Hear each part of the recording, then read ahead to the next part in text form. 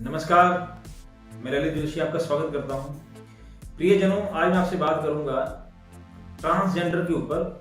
ये male female से हटके एक तीसरी श्रेणी में है।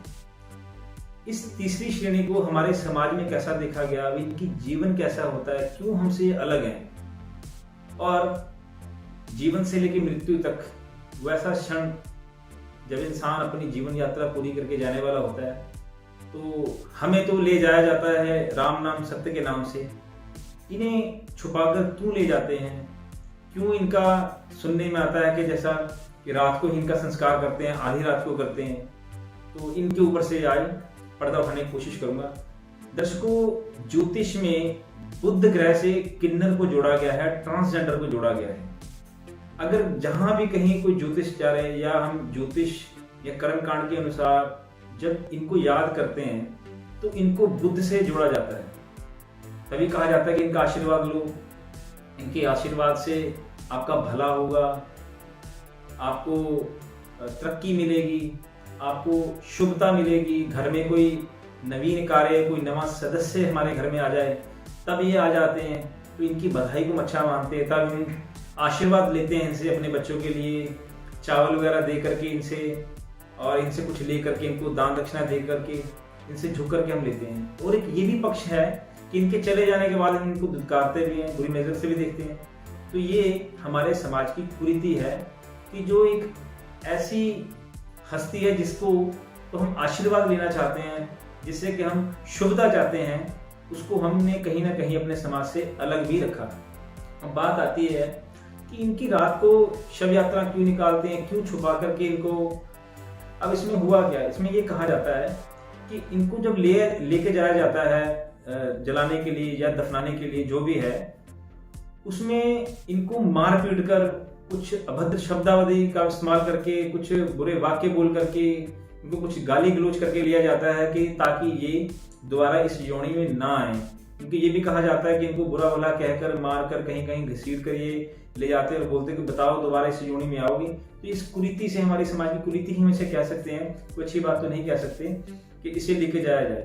अब ऐसे जिसे लेके जाना होगा उसको दिन में तो आप लेके जा नहीं सकते, रात में ही लेके जाओगे तो इसका कोई ऐसा कोई आधार नहीं मिलता है कि रात में इनके लिए बनाए, दिन इनके लिए नहीं बनाए।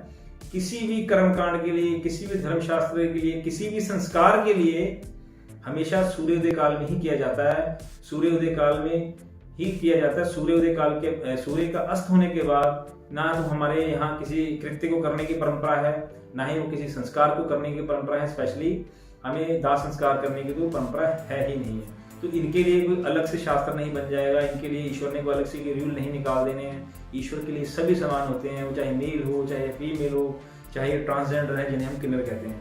दर्शकों, मैं आपसे एक बात कहना चाहता हूँ, अगर आपकी जन्म कुंडली में बुध खराब है, चाहे नहीं भी खराब है, तब भी आप इनको सम्मान दें। कारण ये है कि इनको आप अगर अर्धनारीश्वर कह करके देखिए, महादेव की कितनी करुणा में। मैं आपको एक कहानी सुनाता हूँ कि जिनके रूप में आधी माँ पार्वती हैं और आधे भगवान शंकर हैं, जिन्हें हम अर्धनारीश्वर स्वरूप में पूजते हैं। इनकी बहुत सारी कथाएं हैं, बहुत सारे धर्मशास्त्रों में हमारे ऐसे कौतुक रचे गए हैं जो बहुत सुनने में अच्छे लगते हैं, आप सब जानकर उसकी। अगर आप इनको अर्धनारीश्वर रूप में पूजते हो तो आपका भला ही होगा। मेरी इसमें वीडियो बनाने में एक ये इसका जो मेन मोटिव था वो ये था कि इस कुरीति से बाहर आए आप, इनको बुरी नज़र से ना देखें, इनको कोई मजाक मत करें, इनको देख करके कोई ऐसी छेड़खानी ना करें कि जिससे आपका भला ना हो, जिससे आपको कोई दोष लग जाए, जिससे आपको कोई बद्दुआ लग जाए। क्योंकि इनके आशीर्वाद में इतनी शक्ति है, तो सोचिए इनकी बद्दुआ में कितनी शक्ति होगी। इसलिए अपनी भाग्य को खराब ना करें, इनका आदर करें, इनका सम्मान करें, और इस कुरीति से भी बचें कि इनको अलग से रात को इसलिए जलाया जाता है क्योंकि हमारे समाज का हिस्सा नहीं है, ये हमारे समाज का हिस्सा ही है। इनको अलग करना हमारी कुरीति थी, कोई इसमें धर्मशास्त्रों की या कोई वैज्ञानिक इसमें आधार कुछ नहीं है। इस कुरीतियों से बचने की मैं आपको जो भी है मेरे पास अल्प ज्ञान से बताने की आपको चेष्टा करता रहता हूँ। इसके रिगार्डिंग आपको कुछ सवालों कमेंट सेक्शन में कर सकते हैं। मिलूंगा आपसे अगली वीडियो के साथ, तब तक के लिए नमस्कार।